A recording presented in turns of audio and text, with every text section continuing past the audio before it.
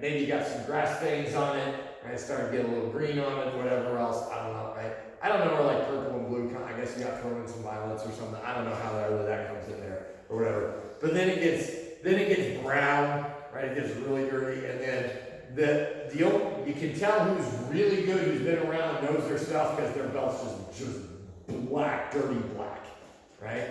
Pretty gross, right? But right, so again, you will hear that repeated a lot. It is just oral. It's just legend, right? It's just a story, and that's not how it happened, right? But you hear all these other things or origins how the ranking system came up, but it came up in judo, right? Now, it's also important to understand though the cup rank. So, Maya, what cup rank are you? Third. Okay, what cup rank are you? 7. Cup rank are you? 8. What cup rank are you? 7. Okay, very good, right? So, that is your rank, okay? The colors change. Your numbers should not, right? People come to me in college and like, I'm a purple polka dotted yellow belt. I have no idea what that means, okay? But if you say, oh, I'm a 6 cup, oh, well, that means you have, probably done this about 6 to 9 months. You probably know about these things. You probably don't. That gives me a benchmark, because I can compare a 6 cup to 6 cup. I don't know what your rainbow is compared to our rainbow, right? I have no idea. Now, yes, they're, generally speaking, white, yellow, orange, they're at the bottom, like red, brown, black, they're at the top, right? Higher up on the rank system or whatever, but who knows? I don't know, right? Everybody comes on this belt. I'm like, well, what cup rank? I'm like, what's your rank? Oh, on this belt. I'm like, no, that's your belt color. What's your rank? Well, on this belt. No, that's your belt color. What's your rank? Tell me your belts. Give me, 10, 9, 8, 7, 6, 5. You're a 5th cup. Good job, right? So it's important you know your cup rank. So, in Taekwondo, we go to tournaments, right? This division is for these gut ranks, because again, they know, your brown belt might be our red belt. I don't know what that, right? So, but if you know the gut rank, you can compete in the same, someone who's been doing about the same length, that type of thing, right? So again, that's very important that we distinguish that there, okay? Now, so anyway, back to judo more, okay? As I said, he was, actually I like one more thing about this. In the Japanese martial arts, and in particular, sometimes the 9th, 10th dan, the grandmaster levels, sometimes that turns back into a red belt, and actually the 12th dan, which again no one really gets anymore. I'm sure there's some guy who promoted himself to 12th dan or whatever, or, stuff like that. But there was back in Louisville, there was a guy who. He had like a 6th degree in judo, a 6th degree in kendo or hapkido, a 6th degree in taekwondo or whatever else and stuff like that. And so, he's very accomplished or whatever. But he sends out a flyer all over Louisville and everything. He's like, the world's only 18th degree. Well, you don't get to add them up. That's not how that works. Okay? And you're not the only world, because I know people who would basically get to 18th degree and only need 2 arts to do it, not necessarily 3. Right, if we got to do that. But no, it only goes to 10 or 9 or 10 or really 12, and again, kind of only did that. The original 12th degree was white. Everything comes full circle, right? But anyway, so, all right, so but back to judo more specifically. Kano developed, again, when they really took over after those challenge matches, became very popular, and he founded his art on 2 main principles. One is maximum efficiency with minimal effort, using the opponent's energy to throw them off balance, and so in some ways, kind of like what we talked about with the internal martial arts last class, not using a lot of resistance. The adage that they said when you wrestled with Kano was like wrestling with an empty jacket. Right? He wasn't really resisting, he wasn't, right? It wasn't force on force. That was the gentle way of things, right? And so, there was that, and then mutual welfare and benefit, okay? Which is, there's a level of cooperation, partnering, helping, and that includes how you throw the other person, okay? So, as we're going to see when we get over there, when you throw the other person to the ground, you actually help them land in a safe position, okay?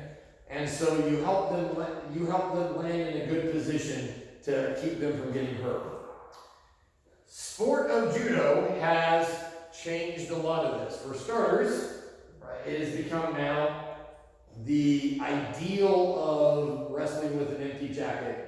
Now, who's bigger, stronger, faster can, win a lot of times, right? So it's become much more, again, of a young man's athlete or woman's much more athleticism-based art instead of the ideals of again, being effortless and fluid and that, okay? But here's the funny thing, okay? Is in sport of judo, okay? So you can win by submission, choking, or arm bars, things like that, okay? You can win by pins, so you hold the person in certain positions for like 30 seconds. You can win by a pin, okay? Or you can win by a technical throw. It's called an ippon, okay? Which means a full point, okay? And so you throw them, and if it looks like a very clean throw, it's kind of like a knockout in boxing, right? The match is over because you threw them perfectly clean, okay? The irony of this, or that is developed, is that clean throw means they land in a safe position. Okay? So nowadays in the sport of judo, if you get thrown, you don't want to land in the right position because then that means the other guy wins. So you do everything you can to kind of contort and twist and land in a less safe position so the throw looks less clean, so they don't get a full point, they get lesser points, right? And it's not a total victory, right? So the irony is the sport is less safe today for people trying to avoid doing what the sport of judo has developed to do, right? So that makes a little, again, not a lot of sense, okay? But again, you have chokes, you have arm bars, shoulder locks, etc., submissions on the ground, and then you have the standing throws and sweeps and things like that to put them on the ground. And then you have the groundwork once you get there, okay? Now, originally judo had striking of vital points and things like that, and was a little more martial arts based, but again, sport is taken away from it, okay? And one of the key aspects is what they call randori, which basically just means sparring, and is a much more judo-specific term for randori or free practice, right? And so one of the things that supposedly made judo very effective in those matches is, as you are wrestling with each other, you're trying to throw the other guy is trying his best not to get thrown. You get very good at throwing a non-compliant or non-willing participant, right? It's one thing if you just go up and you practice the throws over and over again, the other guy kind of stands there and lets you do it, right? Or in Aikido, right? Oh, they punch at us and give us this energy, and we use that energy to throw or whatever else, right? But, again, in sparring, well, can you come at me so I can do this throw? They don't always do that for you. You have to, you're both they're trying to throw you when you're trying to throw them. It was, instead of a more structured way of practicing, right? Randori was kind of the way they practiced throwing, was kind of a new innovation, but made it much more effective against non-compliant or whatever else, right? And so one would argue that, a lot of people would argue that judo is a very effective martial art for self-defense today. For that reason, is that I get good at throwing people who aren't standing there and letting me throw them, right? And so it's good, you get very realistic energy and things like that when you do it, okay? So, we're gonna go next door in just a few moments and do a little bit of judo, okay? We're going, before we do that though, we'll talk real quick about sambo, and then we'll go over it.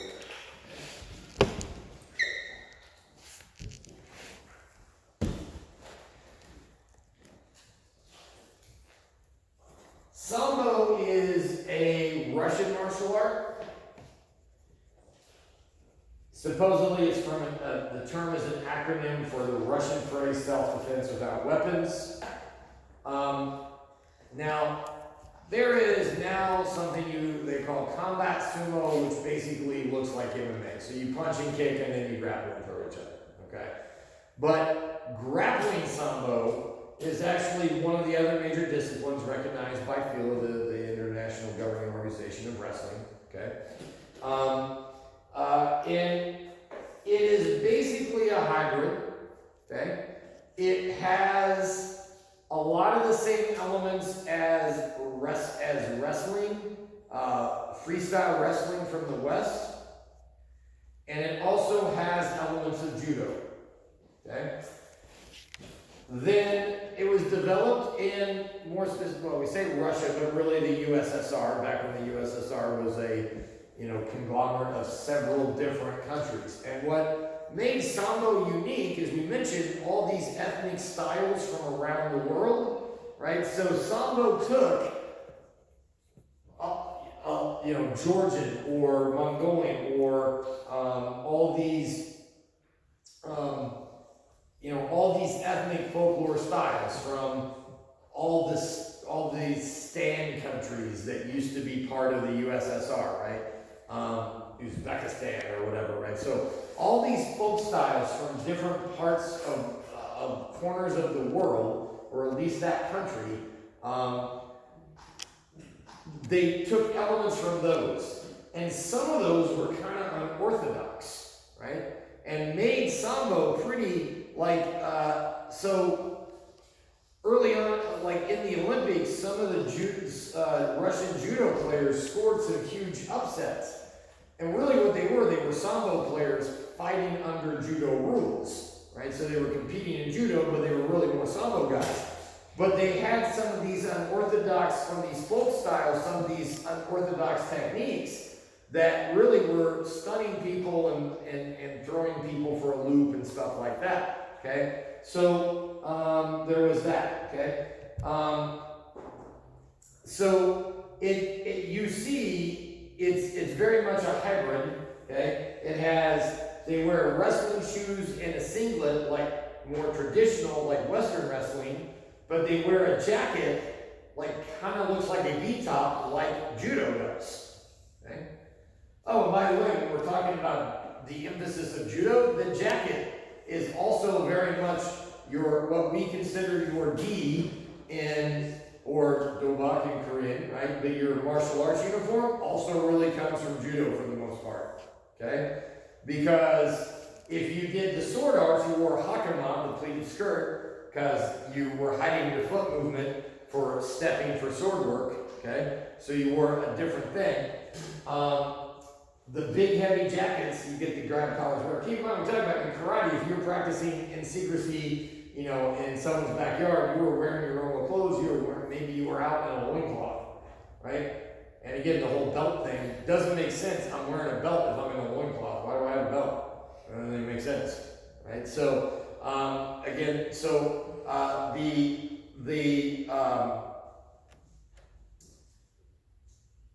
the heavy jackets that you got a hold of and grip so you could throw each other around with, that was really judo innovation. Presumably, most people speculate the jacket came from what Japanese firefighters wore, right? Back in the day, they wore a giant cotton jacket to run into fires in, okay? They would soak it with water, right? They would soak it with water, and it was big and heavy and wet, and they would run it, right? Firefighters got a lot better through the years too, right? And I still wouldn't want to do that, right? But that was kind of, but anyway, right? So in Sambo, you dress partly like wrestling, partly like judo, okay?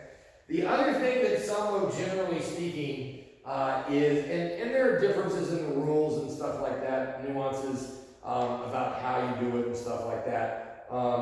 But one of the, what separates Sambo from judo is there's no choking in Sambo, okay? You don't get to wrap your gi around the other guy's neck, or there's no choking in Sambo. But Sambo has leg locks, okay?